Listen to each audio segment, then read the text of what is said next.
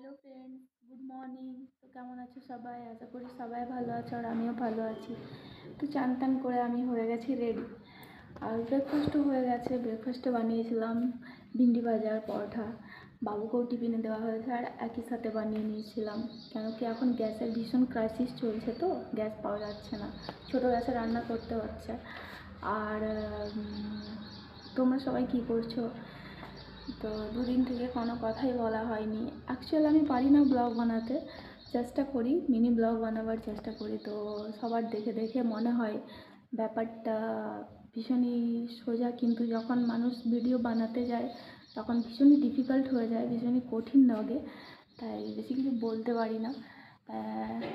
যাই বা হোক, সবাই ভালো থেকো। ওয়েদারটাও ভীষণই গরম, সেই জন্য সবাই ভালো থাকো। টাটা।